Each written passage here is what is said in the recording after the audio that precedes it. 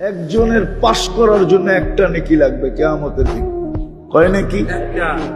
এক নেকি দিলেই কি আল্লাহ বলবে যা নিয়ে আয় কারো কাছ থেকে, সুযোগ দিলাম, সিদ্ধান্ত দিলাম না, দেখ কেউ দেয় কিনা।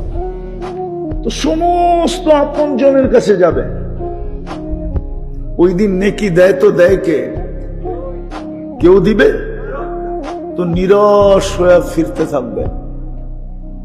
এইবার বোঝেন যে ভাবে যে আমার ফাঁসি অনিবার্য, দুজক অবধারিত, ওর চেহারাটা কিরকম হয়?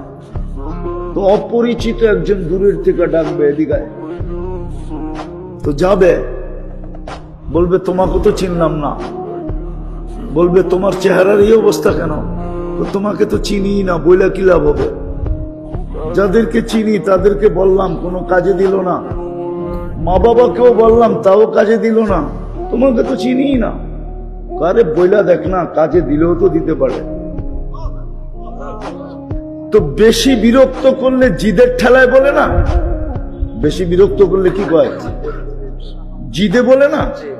তো বারবার যখন বলতেছে বল, তো জিদের ঠেলায় বলবে একটা নেকি লাগবে, একটা। তারপর পাস। কি পাস? জান্নাত। তো জ্যাবের থেকে বাড়ি করে কইব এইলো একটা নেকি। আল্লাহু আকবার।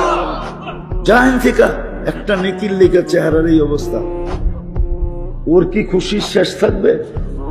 ও ছুটবে, দৌড়ে আল্লাহর কাছে যাবে। দেখেন না, জিতার আগে একরকম, জিতা গেলে আর একরকম, ঠিক না? কি ঠিক না? বুঝছেন তো না বোঝেন নাই? বোঝেন না বোঝেন না? বাংলাদেশের মানুষের স্বভাব জিতার আগে একরকম, জিতার পরে আর চিনি না আপনারা, ঠিক না? হ্যাঁ, চিনি না। তো ও তো জিতা গেছে, ঠিক না? আল্লাহর কাছে যায়া কইতেছে এক নেকি লইছি, তাড়াতাড়ি খাতাটা লন, ফাইলটা লন। আল্লাহ সব জানে, ঠিক না? আল্লাহ মুস্কি মুস্কি হাসবে, আর ও খালি তারা দিবে, লন না আমারটা, এক নেকি নিয়ে আইছি না। আল্লাহ বলে তোর নেকি দিল কে? তো কিয়ামতের মাঠে কি আপনি একাই, আর কেউ নাই? আল্লাহ হাসবে আর বলবে যা, যে দিছে ওরে ধরে নিয়ে আয়। তো যা বলবে চল ভাই, চল ভাই।